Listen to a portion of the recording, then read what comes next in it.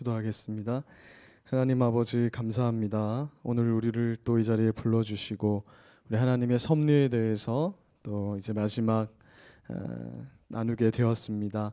하나님의 말씀이 우리가 신앙생활할 때 언제나 큰 힘이 되게 하여 주시고 오늘 이 말씀도 우리의 좋은 마음밭에 심겨져서 좋은 결실을 맺을 수 있게 하여 주시옵소서. 오늘 우리가 드리는 모든 예배와 기도와 찬양을 흠양하여 주시기를 기도합니다. 감사드리며 예수님의 이름으로 기도드립니다. 아멘. 예. 오늘은 섭리에 관한 마지막 항을 보도록 하겠습니다. 교회에 베푸시는 하나님의 특별 섭리라는 제목으로 말씀을 나누겠습니다. 오늘 말씀은 사도행전 8장 1절에서 8절까지 말씀인데요. 저와 여러분이 한 절씩 교독하도록 하겠습니다.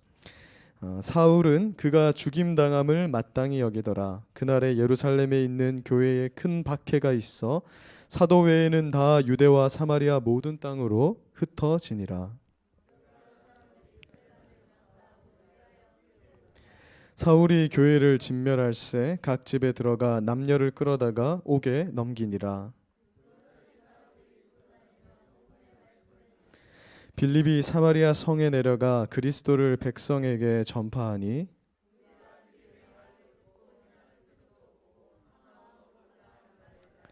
많은 사람에게 붙었던 더러운 귀신들이 크게 소리를 지르며 나아가고 또 많은 중풍병자와 못 걷는 사람이 나으니 아멘. 네. 이제 우리는 웨스트민스터 신앙고백 5장 섭리에 관한 부분의 마지막 항을 공부하게 되었습니다. 우리는 제법 긴 시간에 걸쳐서 이 하나님의 섭리에 대해서 깊이 있는 생각을 해보게 되었는데요. 웨스트민스터 신앙고백을 통해 평소 생각하기 어려운 하나님의 섭리에 관해서 좀 심도 있고 깊이 있게 다루게 되어서 하나님께 감사가 됩니다. 이 세상에 되어질 모든 일들이 하나님의 섭리 안에 있어서 악도 선으로 바꾸시는 그분의 지혜로운 그런 전능하신 능력대로 이루어진다라는 그 사실을 우리가 믿는다면, 우리가 그러한 믿음이 있다면 우리의 신앙의 길은 절대적으로 우리 하나님을 신뢰하면서 기쁨과 감사로 절망 없이 그렇게 걸어갈 수 있을 것입니다. 왜냐하면 하나님의 우리를 향한 섭리는 궁극적으로 악한 것이 없고 모든 것이 선한 것이며, 그래서 비록 지금은 우리가 안개 속을 걷는 것 같이 당장에는 정말 앞이 보이지 않는 그런 캄캄한 상황에 있을지라도 하나님께서 그 모든 것을 선한 것으로 바꾸셔서 우리를 가장 좋은 삶으로 인도하실 것이라는 것을 하나님의 섭리가 말씀하고 있기 때문에 이것이 우리에게 큰 위로와 도전과 힘을 준다라는 것이죠. 그래서 우리는 이 하나님의 섭리를 계속해서 생각하면서 이 로마서 8장 28절의 말씀처럼 우리가 알거니와 하나님을 사랑하는 자 곧 그의 뜻대로 부르심을 입은 자들에게는 모든 것이 합력하여서 선을 이룬다라는 이 귀한 말씀을 마음에 잘 새겨야 할 것입니다. 그래서 우리가 신앙이 흔들리고 좀 나태하여질 때, 또 하나님에 대한 의심의 구름이 몰려올 때 이 로마서 말씀을 굳건하게 붙들고 이러한 상황마저도 하나님이 좋은 것으로 바꾸실 것이라는 그런 확고한 믿음을 가지고 우리가 신앙생활을 해나가는 것이 이 섭리를 배운 성도의 자세라고 할 수 있을 것입니다. 우리는 하나님의 섭리에 관해서 생각하면서 이 성경의 여러 인물들을 몇 주에 걸쳐서 살펴봤습니다. 그들의 삶이 우리에게 말해주고 있는 것이 무엇일까요? 왜 성경은 그들의 삶 자체에 주목하고 있는 것일까? 다른 경전들처럼 어떤 좋은 말씀을 나열하는 것이 아니라 한 인간의 인생을 왜 그렇게 그 스토리를 기록하고 있는가를 한번 생각해 보게 됩니다. 형들의 악한 행동으로 인해서 타국의 종으로 팔려가고 그것도 모자라 감옥까지 가게 됐던 요셉의 암울한 삶에 하나님이 어떠한 섭리를 베푸셨습니까? 이 그림에서와 같이 요셉이 종으로 끌려갈 때에나 그리고 감옥에 있을 때에나 채색 옷을 입고 있을 때에나 또 총리로서 왕의 인장반지를 끼고 있을 때에나 언제나 하나님은 그의 인생에 함께 하셨다라는 것입니다. 하나님의 섭리가 요셉을 떠난 적은 단 한순간도 없었다라는 것이죠. 만군의 여호와의 이름으로 골리앗을 물리쳤던 다윗에게 닥친 그런 기가 막힌 고난의 여정 가운데에서도 하나님은 어떤 섭리를 베풀고 계셨습니다. 다윗에게 닥친 기가 막힌 고난의 여정 가운데에서도 하나님은 언제나 그와 함께 하셨기 때문에 다윗은 이런 고백을 하죠. 하나님이 내가 아무리 먼 곳에 있더라도 새벽 날개와 같이 나를 붙드시고 돌보신다. 그러니까 내가 암울한 가운데, 사울에게 쫓기는 그런 가운데 있을 때에도, 또는 왕의 자리에서 심각한 범죄를 행하였을 때에도 하나님은 그를 떠난 적이 없었다라는 것입니다. 당장에 우리가 그 고난 한가운데 있을 때에는 정말 하나님이 나를 떠난 것처럼 느껴질 수 있지만, 그것이 지났을 때 우리는 하나님이 나와 함께 하셨다라는 고백을 하게 되는 것이죠. 복음을 전파하기 위해서 자신의 생명을 아까워하지 않은 이 사도 바울의 삶 가운데에서도 하나님은 함께 하셨죠. 그래서 하나님의 섭리가 그가 아무리 어려운 상황 가운데 있을지라도 그가 전도를 통해서 한 생명을 살아나게 하고, 또 그를 통해서 교회가 세워지는 기쁨의 순간, 그리고 오늘 이 그림에서와 같이 감옥에 갇혀서 착고에 발이 차 있는 그 순간, 그러니까 어느 순간이라도 언제나 하나님의 섭리는 사도 바울과 함께하고 있었다라는 것입니다. 우리의 인생도 마찬가지이죠. 지금은 비록 삶의 슬픔과 고통 가운데 있다고 생각되어지지만, 그래도 이 상황 끝에 보이지 않는 이 절망의 수렁처럼 보이는 이 한가운데 하나님은 우리를 향한 손길을 멈추지 않고 우리에게 선한 뜻을 이루어가고 계시다라는 그 사실이 우리의 믿음의 선진들의 인생을 통해서 우리에게 말씀해주고 있는 그런 장면인 것입니다. 결국 우리가 하나님의 섭리에 관해서 이렇게 긴 시간을 할애해서 공부한 것은 모든 것이 합력하여서 선을 이루도록 하시는 하나님의 사랑에서 우리를 끊어낼 것은 아무것도 없다라는 사실을 굳게 믿어서, 그래서 우리가 정말 이 신앙의 삶을 정말 힘있게 그리고 감사하면서 걸어갈 수 있게 하기 위해서라는 것입니다. 그래서 우리가 어떠한 상황 속에 있을지라도 우리가 그것에 인내할 수 있고, 또 그 인내는 소망을 만들어내기 때문에 미래의 일에 관해서도 우리는 확신을 가지고 하나님을 붙들면서 나아갈 수 있다라는 것이죠. 또한 우리가 형통할 때에도, 그러니까 우리에게 좋은 일이 있을 때에도 그 모든 것이 하나님께서 베푸시는 섭리 안에 있다라는 사실을 알기 때문에 그러한 성도들은 언제나 감사와 찬양으로 신앙생활을 해나갈 수 있는 것입니다. 그래서 오늘 우리가 함께했던 이 찬양의 가사처럼 하나님의 섭리를 믿는 자들은 모든 상황 속에서 하나님을 찬양할 수 있게 되는 것입니다. 우리는 지난 시간에 이 하나님의 섭리가 일반 섭리와 특별 섭리로 나누어진다라는 것을 공부하였습니다. 일반 섭리는 말 그대로 모든 피조물들에게 베푸시는 하나님의 은혜 가운데 베풀어지는 섭리입니다. 이것은 믿는 자나 믿지 않는 자나 교회나 절에나 다 함께 베푸시는 하나님의 은혜입니다. 때때로 비를 내려주시고 또 때때로 먹을 것을 공급하여 주시는 그 하나님의 은혜를 우리는 일반 섭리라고 합니다. 반면에 특별 섭리라는 것이 있는데, 이 특별 섭리는 하나님의 교회를 향해서 또 하나님의 백성들을 향해서 특별하게 적용되는 특별한 섭리를 말하는 것입니다. 오늘 웨스트민스터 신앙고백 5장 7항은 그래서 다음과 같이 말씀하고 있는데요. 우리 같이 7항 말씀을 같이 한번 읽어보도록 하겠습니다. 시작. 하나님의 섭리가 일반적으로 모든 피조물에게 미치는 것처럼 그분은 또한 가장 특별한 방법으로 교회를 돌보시고 만사를 섭리해 교회를 유익하게 하신다. 특별히 하나님께서 이 특별한 섭리를 통해서 교회를 돌보시고 교회를 유익하게 하신다라고 말씀하면서 섭리의 모든 이 신앙 고백을 마무리하고 있는 것을 보게 됩니다. 하나님께서 교회와 교인들에게 특별한 관심을 가지신다라는 겁니다. 하나님께서 교회와 교인들을 특별한 관심 가운데 돌보신다라고 말씀하고 있는 것입니다. 다른 모든 피조물들에게도 하나님은 관심을 가지시죠. 만약 하나님께서 그 피조물에게, 그 어떠한 피조물이라도 하나님의 은혜가 끊기게 되면 그 피조물은 존재할 수조차 없게 되는 것이죠. 그러나 하나님께서 특별히 그리스도의 몸인 교회와 그 지체들인 신자들에게 더욱 특별한 섭리를 베푸신다라고 말씀하고 있습니다. 하나님은 무엇이 우리를 가장 행복하게 만들 수 있는지를 알고 계시는 분이십니다.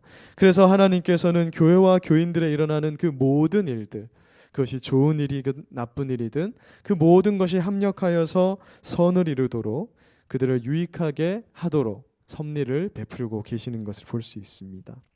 이 교회사를 보면요, 처음 교회가 생겨났을 때부터 교회는 많은 고난과 역경 가운데 놓여 있었습니다. 이 신약 성경에 기록되어 있는 교회의 어려움을 생각해 보면 지금 우리 한국 교회가 겪고 있는 어려움은 정말 아무것도 아니다라는 것을 우리가 알 수 있게 됩니다. 밖으로는 유대인들과 로마의 강력한 핍박이 있었습니다.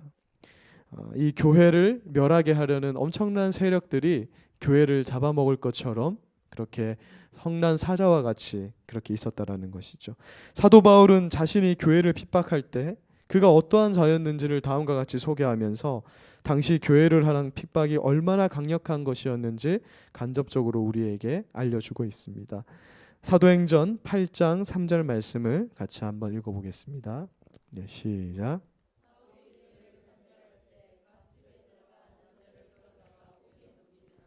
네, 교회를 잔멸하였다. 이것은 교회를 한번 무너뜨리고 나서 또 그 교회가 다시는 서지 못하도록 잔잔한 것까지 완전히 멸했다. 그러니까 완전하게 멸하려고 하였다라는 것을 말하는 것입니다. 또 각 집에 들어가서 남녀를 물어나고 그러다가 옥에 넘겼다고 말하고 있습니다. 여러분, 원래 이렇게 전쟁이 나도요, 여자와 어린아이 그리고 노인은 보호해야 되는 것이거든요. 그게 불문율처럼 여겨지는 겁니다. 그런 극렬한 전쟁 가운데에서도 그렇게 해야 되는데 사도 바울이 얼마나 포악하고 그 교회를 향해서 악을 행하였는가를 말씀해 주고 있는 장면이 바로 남녀를 물어나여서 그들을 다 끌어다가 옥에 넘겼다라는 표현 속에 드러나고 있는 것입니다. 교회가 엄청난 핍박 가운데 있었다라는 것이죠. 여러분, 만약 우리 교회가 이러한 핍박 가운데 놓이게 된다면 정말 우리는 그 가운데 하나님의 손길을 느낄 수 있을까? 한번 생각해 보게 되는 것이죠. 또한 교회 내부적으로도 고린도 교회와 같은 교회들은 많은 그런 문제들을 가지고 있었습니다. 교회 내에서 파가 갈려진 것이죠. 아볼로파, 바울파 이렇게 나뉘어진 것입니다. 오늘날 교회로 말하자면 목사님파, 부목사님파 이런 식으로 나뉘어져서 서로 헐뜯고 싸우는 일이 있었습니다. 다툼과 오해가 교회를 어지럽게 했습니다. 두 명의 권사님이 교회를 어지럽게 하는 그런 어떤 문제들도 신약 성경은 기록하고 있죠. 여러 도덕적인 문제로 교회가 시끄러웠습니다. 지금만 시끄러웠던 것이 아니라 그때에도 도덕적인 문제들이 교회 안에 있었던 것을 보게 됩니다. 그래서 자기 아버지의 이제 아버지가 세장가를 갔는데 그 어머니와 이렇게 아들이 이렇게 불륜적인 관계를 맺는 이런 것도 고린도 교회에 소개가 되고 있는 것을 보게 됩니다. 그런데 교회가 그들을 징계하지 못하고 건징하지 못하는 장면도 기록하고 있는 것이죠. 그리고 이단들이 침투하여서 영지주의라는 이단이 침투하여서 많은 사람들을 진리 가운데서 멀어지게 하는 일들이 있었습니다. 이러한 것들을 볼 때 하나님이 왜 이러한 열악한 가운데 교회를 그냥 두시는가? 오늘날 한국 교회도 마찬가지죠. 저 목사님을 왜 그냥 내버려 두시는가? 하나님은 왜 교회를 공격하는 그 많은 세력들을 그냥 두시는가? 그런 생각들을 해보게 되는데 이 교회는 태어날 때부터 처음 시작부터 이러한 문제들을 겪고 있었다라는 것입니다. 그러나 앞서 살펴본 바와 같이 요셉과 다윗 그리고 사도 바울과 같은 믿음의 선진들이 그러하였던 것처럼 하나님이 그러한 상황 가운데에서도 지금까지 자신의 교회를 항상 각별하게 보살펴 오셨고 또한 놀라운 구원들을 지금까지 이어오고 계시다는 것을 보고 있습니다. 그래서 지금 마치 초대교회에 처음 교회가 생겨났을 때 그때 이미 무너져서 없어졌을 것만 같은 그 교회가 아직까지 보존되어서 많은 교회들이 지상에 지금도 세워지고 있는 것을 우리 눈으로 확인하고 있는 것입니다. 교회에 원수들이 있습니다. 그 교회의 원수들은 교회를 해치기 위해서 많은 수단들을 사용해 왔습니다. 지금도 북한과 중국 그리고 이슬람 국가들 안에서는 교회를 해치기 위한 다양한 수단들이 교회를 위협하고 있죠. 우리 가까운 북한만 해도 마음껏 예배드릴 수 없고 마음껏 신앙을 가질 수가 없습니다. 그렇게 될 때 그들은 많은 공격을 받게 되는 것이죠. 한국의 교회들도 목회자들의 도덕적인 문제 그리고 이단과 비성경적인 신학으로 인해서 내외 내외적으로 많은 공격을 받고 있습니다. 사람들은 이제 더 이상 교회에 나가면 좋다라는 말을 하기 힘든 그런 시대에 도래하게 된 것이죠. 그러나 감사한 것은 하나님께서 오히려 그러한 수단들을 통해서 교회가 더욱 크고 굳건해지는 역사를 지금까지 이루어오고 계셨다라는 것입니다. 북한 교회와 중국 교회 그리고 이슬람 국가 가운데서 들려오는 하나님의 섭리의 손길에 대한 소식이 우리에게 들려오면서 많은 위로와 도전을 주고 있는 것입니다. 한국 교회가 이대로 있어서는 안 될 것 같아라는 그런 목소리들이 들려올 때 우리는 그 목소리로 인해서 그래 우리가 이렇게 하면 안 된다. 스스로 달라져야겠다라는 그런 자정의 목소리들이 일어나게 되는 것입니다. 그것으로 인해서 무너지는 게 아니라 이대로 가면 교회가 안 되겠다라는 생각 속에서 우리는 또다시 교회를 새롭게 하고 교회를 성경적으로 또 하나님의 뜻에 맞게 이렇게 맞추어 가게 된다라는 것이죠. 이렇듯 우리가 교회를 향한 하나님의 특별한 섭리의 손길을 믿는다면 이러한 상황 속에서 절망하거나 낙담하는 것이 아니라 하나님의 뜻이 이 땅에 속히 이루어지도록 오히려 기도하게 되는 것입니다. 사도 바울이 회심하기 전에 살기가 등등해서 교회를 전멸하고 각 집에 들어가서 이 남녀를 끌어다가 옥에 넘기는 일이 있었을 때 교회는 매우 위급한 상황에 처하게 됐습니다. 여러분 한번 생각해 보십시오. 지금 우리가 예배드리고 있는데 경찰들이 들어닥쳐서 우리를 막 잡아가는 것입니다. 막 때리고 핍박하고 예수님을 부인하라고 할 때 얼마나 이들의 마음이 힘들었을까. 하나님을 믿고 예수님을 믿는 자들에게 이러한 일들이 또 하나님의 교회가 이런 일을 당했을 때 그들의 신앙은 굉장히 흔들릴 수밖에 없었을 것입니다. 그런데 하나님께서는 그 악한 일을 사용하셔서 오히려 하나님의 복음이 이제 이스라엘을 넘어서 온 세계로 퍼져나가는 그러한 일을 이루신 것을 볼 수 있게 되는 것입니다. 당시 초대교회의 사람들은 어떤 마음을 갖고 있었냐면 유대인들만 예수님을 믿으면 된다라는 생각을 가지고 있었습니다. 그래서 교회에 모일 때에도 유대인들만 모여서 자기들만 믿으면 된다. 그래서 유대인이 아닌 사람들한테는 전도를 하지 않았거든요. 그래서 이러한 공격과 핍박이 있었을 때 그들은 흩어지는 아픔과 슬픔을 맛보게 됩니다. 그러나 그 일을 통하여서 하나님은 또 선한 일을 교회 가운데 베푸신 것을 볼 수 있습니다. 우리 함께 사도행전 8장 4절에서 6절까지 말씀을 한번 읽도록 하겠습니다. 시작. 그 흩어진 사람들이 두루 다니며 복음의 말씀을 전할세 빌립이 사마리아 성에 내려가 그리스도를 백성에게 전파하니 무리가 빌립의 말도 듣고 행하는 표적도 보고 한 마음으로 그의 하는 말을 따르느니라. 하나님의 특별한 섭리가 하나님의 교회를 이끌어 가시니까 오히려 그들은 핍박 가운데에서 사도 바울과 같은 핍박자들 때문에 교회 가운데서 흩어졌지만 오히려 그들이 흩어지면서 복음의 말씀이 그 흩어지는 곳곳마다 퍼지게 되면서 결국 이 한국 땅에도 하나님의 복음이 도달하게 되는 그런 하나님의 놀라운 섭리의 역사를 우리는 결과적으로 볼 수 있다라는 것이죠. 이렇듯 하나님의 특별한 섭리가 당신의 교회를 이끌어가고 계시기 때문에 아무리 강력한 핍박과 공격이 교회를 엄습한다 해도 교회는 오히려 건재하게 보존되어서 예수님께서 다시 오시는 그날까지 성장해 가는 것입니다. 그러니까 예수님의 비유가 말씀하는 것처럼 하나님의 나라는 겨자씨 한 알과 같고 또 빵을 부풀리게 하는 누룩과 같아서 하나님의 교회는 계속해서 성장해 간다고 말씀하고 있는 것입니다. 우리는 마치 이 모세가 목격했던 기적을 떠올리게 하는데요. 모세가 하나님을 만났을 때 가시떨기 나무에 이렇게 불이 붙어 있었거든요. 그 불이 그 나무 가운데 붙어 있었지만 그 나무를 결코 태우지 못했던 것처럼 하나님의 교회는 비록 공격받지만 오히려 하나님의 교회는 점점 성장해 간다라는 것을 하나님의 이 특별한 섭리가 우리에게 말씀해 주고 있는 것입니다.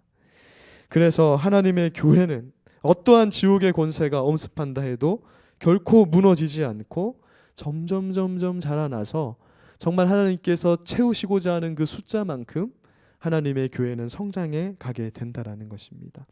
그래서 우리 그리스도인들은 하나님의 약속의 말씀을 굳게 믿으면서 어떠한 상황 가운데에서도 낙담하지 않고 기뻐하면서 이 길을 걸어갈 수 있는 것입니다.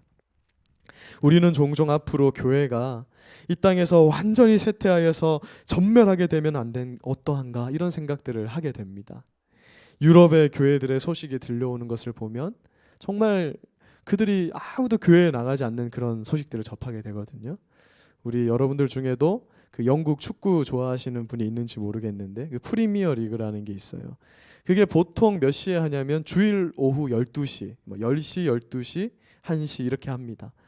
그게 왜 그렇게 됐냐면 그 나라 사람들은 축구 보기 좀 어려운 시간인데 아시아권에 있는 사람들이 전부 너무 그 축구를 좋아하니까 우리나라에서는 밤 11시, 12시 되면 보잖아요. 그러니까 우리 입장에서 굉장히 좋아요. 치킨을 먹으면서 볼 수 있게.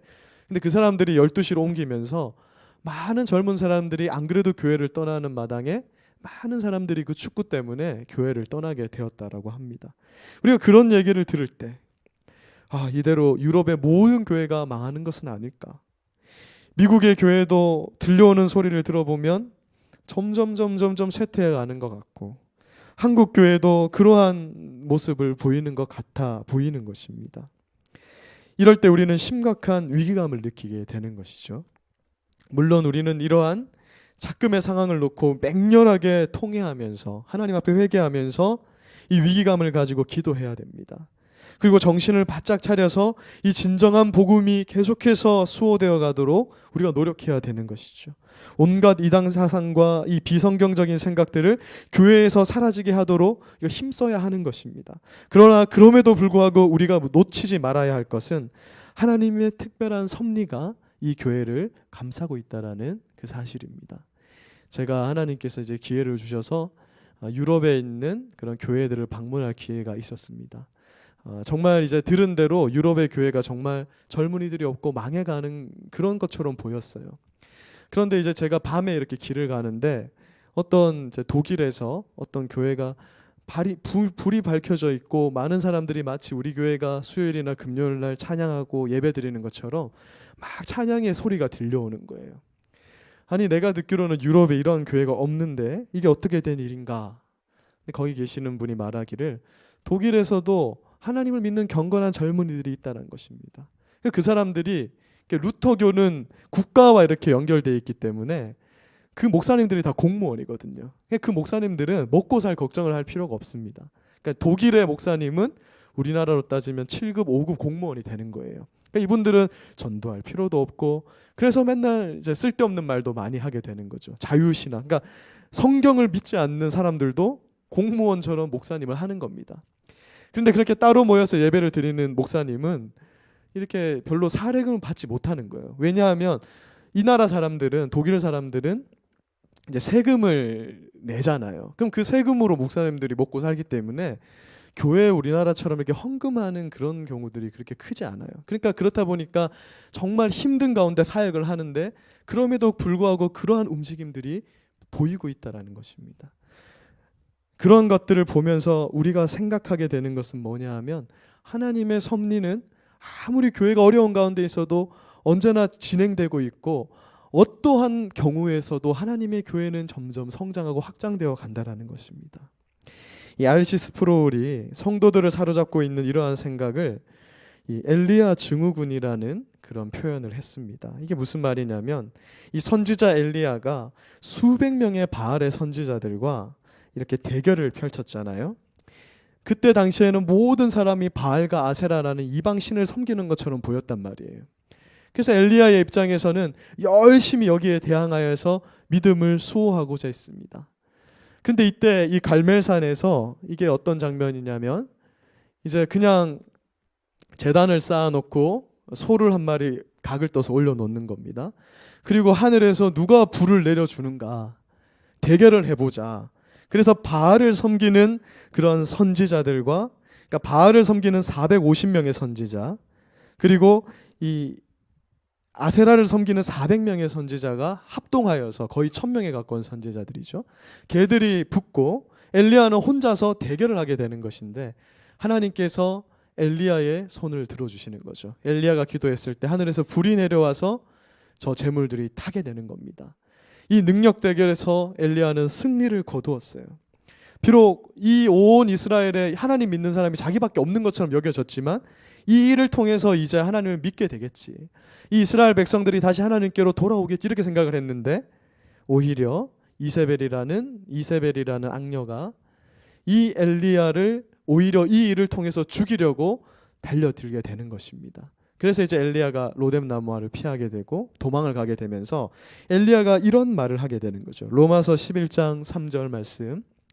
주여 그들이 주의 선지자들을 죽였으며 주의 제단들을 헐어버렸고 나만 남았는데 내 목숨도 찾습니다.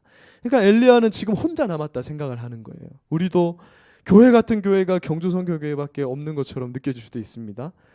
왜 나밖에 없는가? 하나님 제대로 믿는 거 왜 나밖에 없는 것 같지? 여기 동국대는 불교학교잖아요. 그러니까 하나님 믿는 사람들 진짜 찾기 어렵거든요. 교수님이 여기서 크리스찬 손들어봐 이러면은 주은이가 그랬나 한 2명 손들었대요. 2명. 그 한 100명 되는 애들 중에 그런 상황 속에 나만 믿는 것 같아. 이게 이제 엘리야 증후군인 거예요. 우리가 이런 생각 속에 사로잡혀 있습니다. 그래서 하나님의 교회가 이대로 가면 망하겠다 이렇게 생각하는데 로마서 11장 4절 말씀이 다음과 같이 말씀합니다. 우리 4절 말씀을 한번 읽어보겠습니다. 시작. 그에게 하신 대답이 무엇이냐? 내가 나를 위하여 바알에게 무릎을 꿇지 아니한 사람 7,000명을 남겨두었다 하셨으니. 이것이 바로 오늘 웨스트민스터 신앙고백 5장 7항이 우리에게 전달하는 메시지라는 겁니다. 이 세상에 나만 남은 것 같은데 하나님이 뭐라고 하냐면 내가 7,000명을 남겨놓았다. 나 혼자 있는 것 같았는데 여러분 7,000명이 있다고 생각해 보십시오. 하나님이 이 교회를 이렇게 하나님의 섭리와 보호 아래 두신다라는 것입니다.